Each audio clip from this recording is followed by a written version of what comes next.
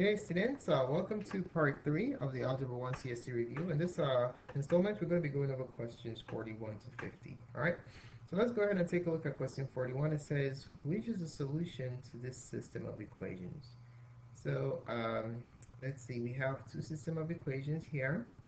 Now, you can either have a solution, no solution, or infinitely many solutions. Now, the deal is if the two equations are identical, then you have infinitely many solutions. If you end up with a false statement, then you have no solution. Okay, so let me give you an example of infinitely many. So for 41, if you're solving an equation and you end up with a true statement like 4 equals 4, when is 4 equals 4? 4 is always equal to 4, right? So you have infinitely many solutions. Infinitely many.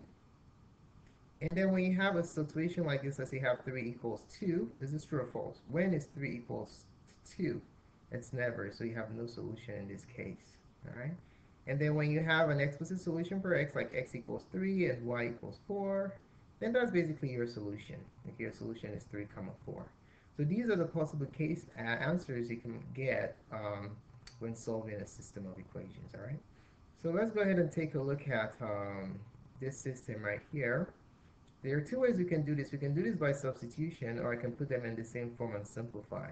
Let me use substitution for this problem. I'll tell you why in a minute. So we have y equals negative 3x minus 2, and 6x plus 2y equals negative 4.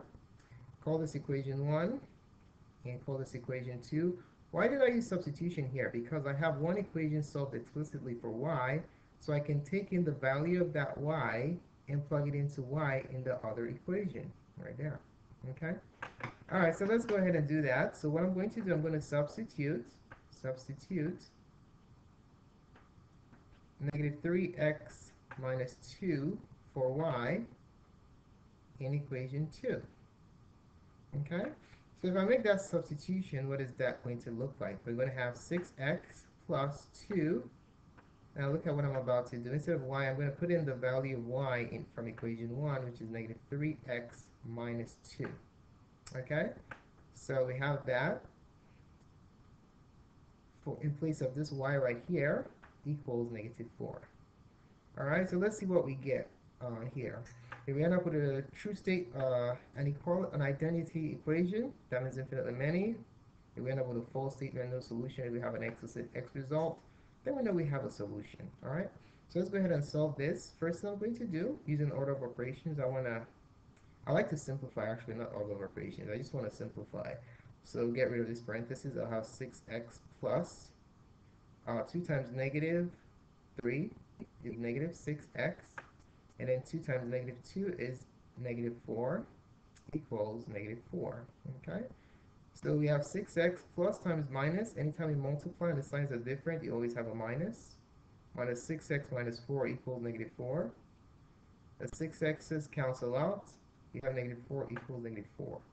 So the question is, when is negative 4 equals negative 4? It is always. This is a true statement, so we have infinitely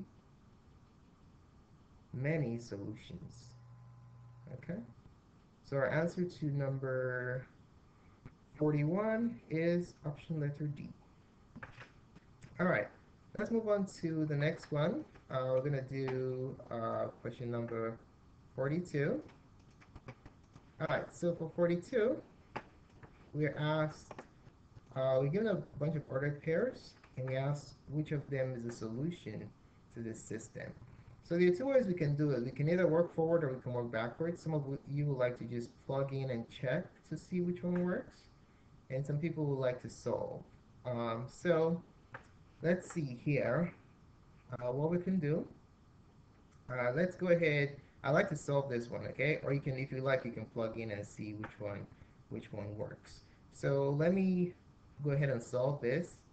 So we have x plus 3y equals 7, and x plus 2y equals 10. All right, so I like to use elimination here because I noticed that it's easy to eliminate the x's. I just need to make them opposites of one another, all right? So since this is x, I want to make this the opposite, so I have to multiply the entire equation by negative 1, all right? Times it by negative 1. So that's going to give us the top stays the same, x plus 3y equals 7. And the bottom, you have negative x minus 2y equals negative 10. Okay? All right, so this, eliminating the x's, so these add out to 0. 3 minus 2 is just y. And then y equals 7 minus 10 equals negative 3. Okay? So you can clearly see that for 42, the only option that has a d for the y coordinate is, that has a negative 3 for the y coordinate is option D. All right? So our answer for number 42 is option D. All right, 43. Let's go ahead and try that one out. For 43, it says Marcy has a total of 100 dimes and quarters. If the total value of the coins is $14.05, how many quarters does she have? So for this one, let's declare our variables, and then we're going to use it to set up a system and then solve it. All right. So let D equals number of dimes, and how about we let Q equal number of quarters? Okay. All right, so first system we're going to set up, we have a total of 100 dimes. Okay, so that tells us that D, number of dimes, plus Q, number of quarters, equals 100. All right, and the total value is 1405. D is, what is the value of a dime? It's 10 cents, right? So 0.10D plus the value of a quarter is 25 cents, plus 0.25Q equals 14.05. All right, so there goes your system of equations right here. So no, equation 1 looks nice, but equation 2 has a decimal in it, has decimals in it. So how do I get rid of the decimal? To get rid of the decimal, the biggest number of decimal places I have in all three is 2 decimal places, so I'm going to multiply by 100. If I multiply this by 100, it's going to move the decimal place back twice, okay? So let's rewrite it. So that's going to give me the top. Let me rewrite the top. D plus Q equals 100. And then on the bottom, if I multiply this by 100, it's going to move the decimal place 1, 2. So that becomes 10D plus, this one gets moved backwards twice, 1, 2, plus 25Q equals, this one gets moved back 2 places also, 1, 2, 1,405. All right. Okay, so you can pick whichever one you want to eliminate. How about we eliminate the D's? All right. So since this is 10, I need this to be the opposite of 10. What is the opposite of 10? Negative 10.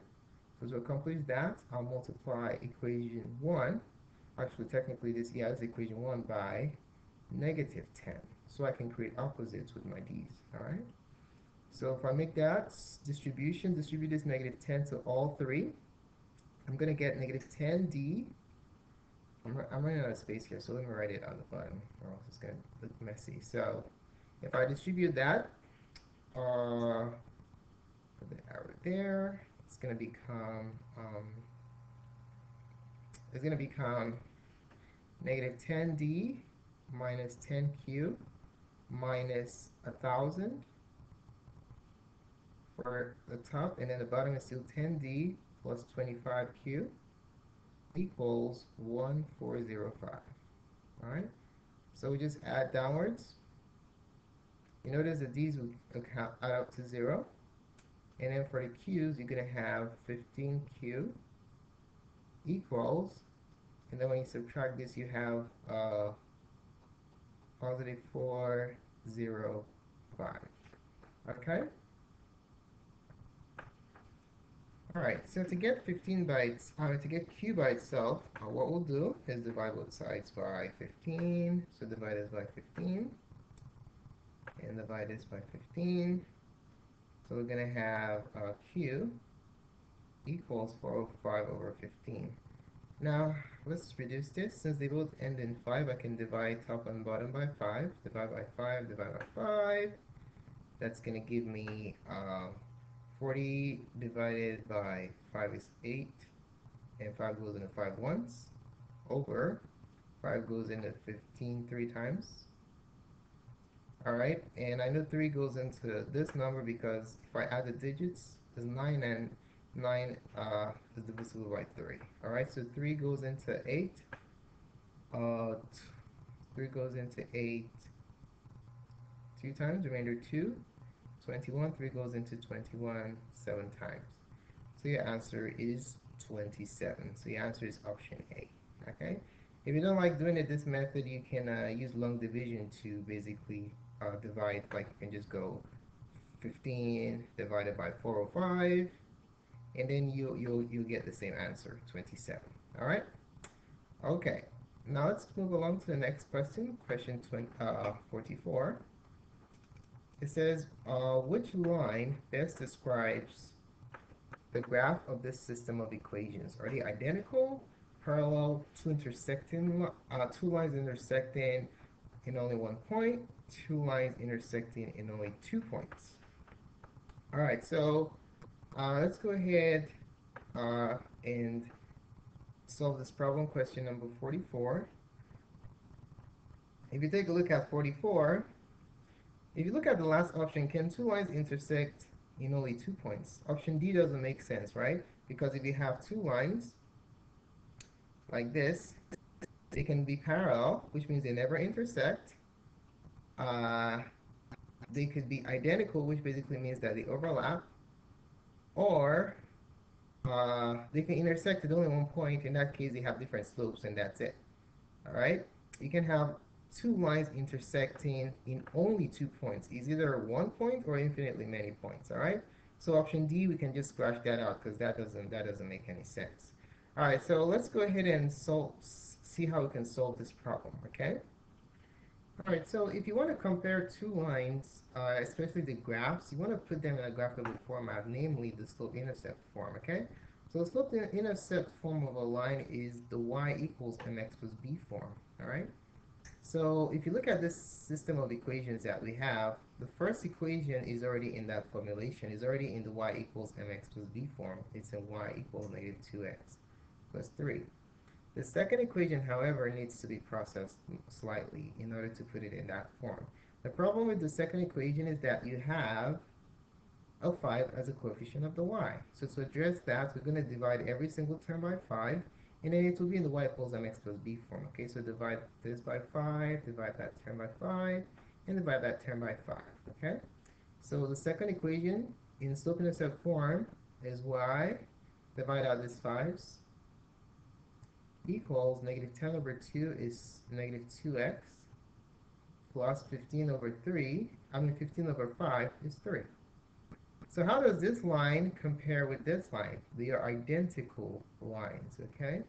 So the answer is option A.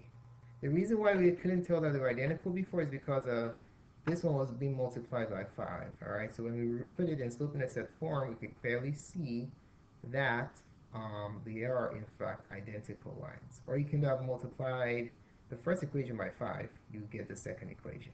Okay? So there you have it. All right, now let's move on to question number 45. Take a look at that. All right, so for number 45, it says, members of a senior class held a car wash to raise funds for their senior prom.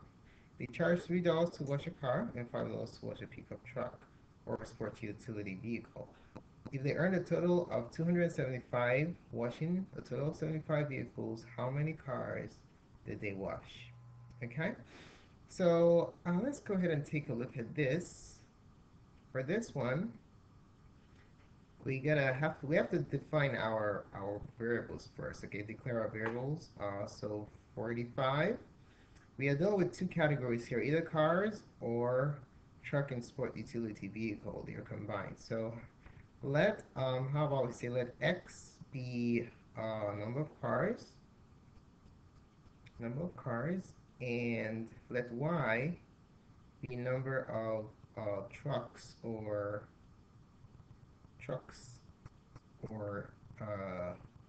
SUVs.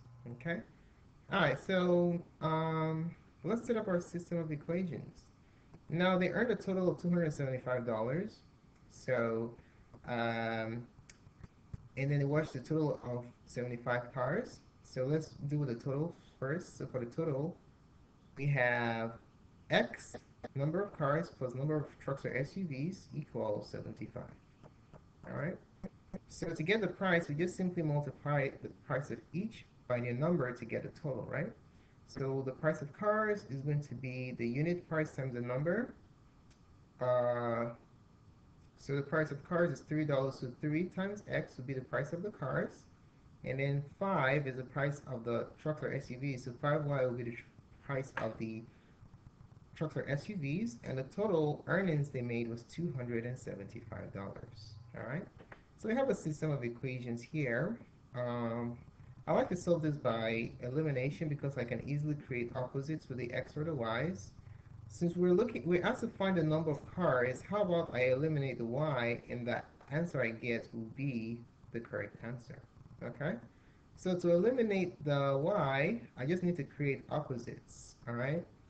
This is 5 and this is 1. What is the opposite of 5? The opposite of 5 is negative 5, so I can multiply equation 1 by negative 5, and that will create opposites for me, okay? So if I go ahead and do that, remember to distribute the negative 5 to every single term in equation 1. So you're going to have negative 5x minus 5y equals, and then 5 times 75 is 350 plus, let me do that aside here so you can see. 350 plus 75, which is 375. Well, let me work it out. So 5 times 5 is 25, 5 correct 2. 5 times 7 is 35, plus 2 is 37, okay? So it's 375. And then for the price equation, that's unchanged. 3x plus 5y equals 275. And then we just add downwards. Okay, notice the y's cancel out because that's what we wanted. So we have, oh, this is supposed to be a negative right here because this was a minus. So when we add downwards, we have negative 2x equals negative 100. All right. So to get x isolated, we just divide by the coefficient of x, namely negative 2. So divide both sides by negative 2. And then your final answer, x, will be equal to negative 2 divided by negative 100 is 50. So 50 cars got washed. So our answer to 45 is option letter D. Okay. Now let's move on to 46. All right. So it says,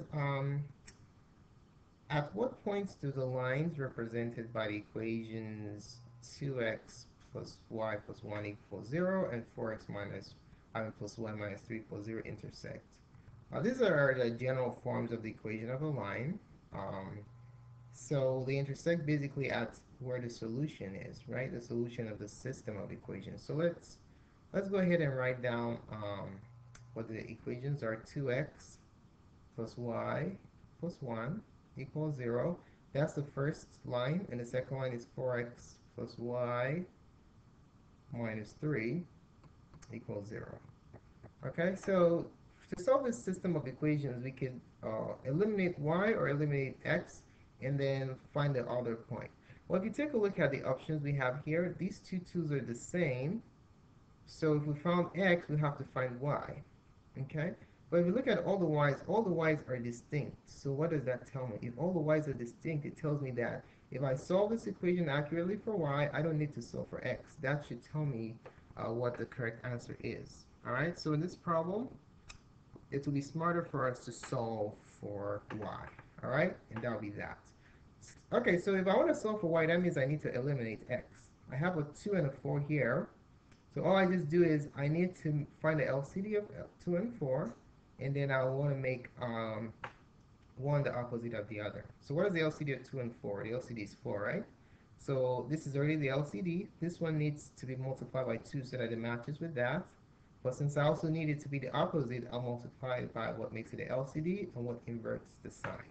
So that is going to be negative 2. All right, so multiply the first equation by negative 2. All right, so if we do that, remember to distribute the negative 2 to every single term. First, second, third, and also the 0. Okay? All right, when we do that, we're going to have negative 4x minus 2y minus 2 equals 0. 0 has the orientation, okay? And then we have 4x the second equation, just bring it down. First, y minus 3 equals 0. Okay? All right, so now we will be able to eliminate the x's from this equation. All right? So notice their opposites, they add up to 0. So we have, remember, when the signs are different, you subtract, and you keep the sign of the bigger one. Okay, the bigger one is 2, so it's going to be negative y. And in these two terms, the signs are the same, so you add and keep the sign, minus 5 equals 0. So the quickest way to get y by itself is to add y to both sides. So that tells me that, using the reflexive property of equality, y equals negative 5. Guess what? The only option where y is equal to negative 5 is option B. So you see that's the quickest way to solve the problem. All right? So there you have it. All right, let's take a look at question number 47. So 47, we have to find what 5x to the third over 10x to the 7 is. There are two ways of doing this. If you know your properties of exponents, you can do this in a snap and be done with it. And then if you don't know your properties of exponents, you can just break it down and solve. All right, so I'm going to do it for you in two different ways. Method 1, I'll do it the long way without the properties of exponents, which is okay. Well, it'll take you more time. And then I'll do it the short way using the properties of exponents, okay? So method 1, I don't remember my properties of exponents, so I want to break it down and cancel manually. So I'm going to write this as 5 times x to the third is x times x times x over. The denominator, if I break down 10, 10 is 2 times 5, and I have 7 x's, so 1, 2, 3, 4, 5, 6, 7. Okay? All right, so let's reduce. So 5 goes here 1, 5 goes here 1, x goes here 1, x goes here 1, x goes here 1, x goes here 1, x goes here 1, x goes here 1. So your final answer is going to be, there's only ones on top, multiply all the ones, 1 over. In the denominator, you have a 2, and you have 1, 2, 3, 4, 4 x's. That's 1 over 2x to the fourth. All right, so your answer is option letter B. All right, let me show you another way, method 2, which involves the use of the properties of exponents. If you know that, then you don't have to do much work. You can even just look at the problem and solve it. So method 2, you also have to be careful, okay? Method 2, using the quotient property of exponents, 5x to the third over 10x minus over 10x to the 7. Anytime you're dividing, you subtract exponents, right? So for this one, I'm going to do the following. Since there's a 5 on the top and a 5 on the bottom, and a 10 on the bottom, and I know 5 goes into both, so I'll divide the top by 5 and divide the bottom by 5. All right? So when I divide the top by 5, I'm left with 1. And then when I divide the bottom by 10 divided by 5 is 2. Now check this out. Using the property of exponent, all you simply do whenever you're dividing, you just subtract the smaller one from the bigger one. Okay? Since the bigger one is downstairs, I'm going to subtract the smaller exponent, which is 3, from the bigger exponent. You notice I sent the term in the numerator to the denominator because it's bigger, it's above. So you subtract the smaller from the bigger wherever the bigger is. All right? So you got to be careful with that. So if I simplify that, this is going to become 1 over 2x, what is 7 minus 3? 4. 1 over 2x to the fourth is option B, as we found before. All right, so this is just another way of doing the problem. All right, let's take a look at question 48. We're subtracting, we're finding the difference of two polynomial expressions. So when you're subtracting, you have to be really careful because when you're subtracting, you're adding the opposite of the second term, all right? So let's write it down. We have 4x squared minus 2x plus 8 minus x squared plus 3x minus 2.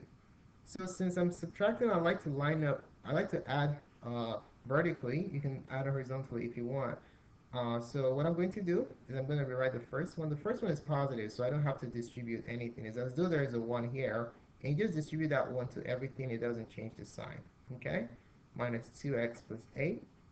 But over here, we have a negative 1. So what that's going to do is it's going to change the sign of all three terms uh, to the right of the minus, okay? So we're going to be adding the top to the opposite of this expression right here. So it's going to become negative x squared minus 3x plus 2.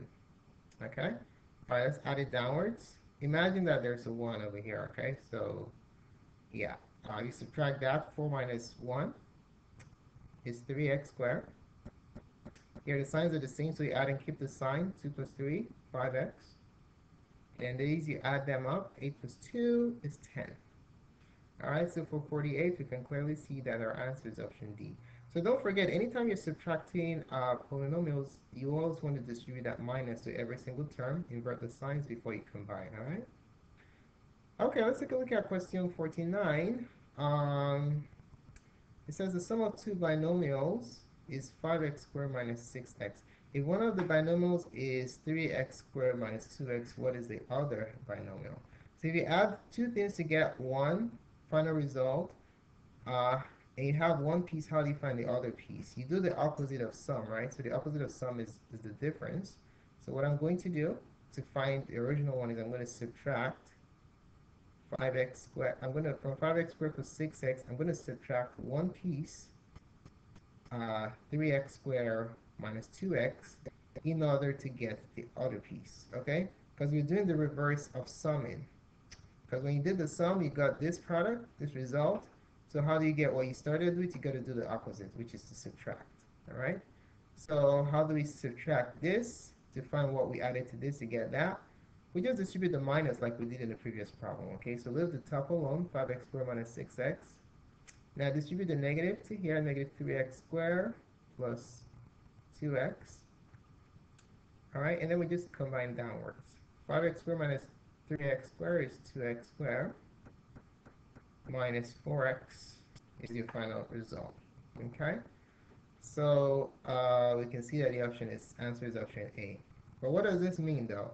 This answer basically tells you that when you add 3x squared minus 2x plus this, you get 5x squared minus 6x. That's what the question was asking you for, all right? Okay, let's move on to question 50. Question 50, it says, which of the following expressions is equal to x plus 2 times x minus 2 times 2x plus 1? All right, so let's work that out. X plus 2 plus x minus 2 times 2x plus 1. All right, so for this one, what should we do first? Should I add and then multiply and then add? What am I going to do first? Just basically if you're simplifying expressions, use your order of operations, right? Please excuse my dear Aunt Sally. Remember, you multiply and divide before you add or subtract. This one comes first, all right? So we have to multiply first before we add, okay? So we're going to multiply these two binomials. FOIL it out first, outer, inner, and then last, okay? So that gives us x plus 2 plus, when I do my first, I'll have 2x squared, outer plus x, inner minus 4x, last minus 2. Okay, so let's simplify it further. X plus 2 plus 2x squared. These two middle terms I can combine to negative 3x minus 2. Okay, to finish this off, let's combine like terms. So 2x squared is the only term that has a second degree, so it stays alone. The next term is x degree 1. X is also degree 1. What is x minus 3x? Subtract and keep the sign of the bigger one. It's going to be negative 2x. And then last but not the least is the constants, or the constants. So 2, positive 2 minus 2, since they're opposites, they just add up to 0. And this is our final result. 2x squared minus 2x. Answer is option A. All right, so there you have it. Thanks so much for taking the time to watch this presentation. Hopefully this helped you get prepared. It will help you get prepared for your CST. Please feel free to subscribe to my channel by clicking up here. You can click like if you like this clip and post a comment to let me know what you think about this presentation. More clips can be found on MathGuard Served, including the document that I used. Thanks again and have a wonderful day.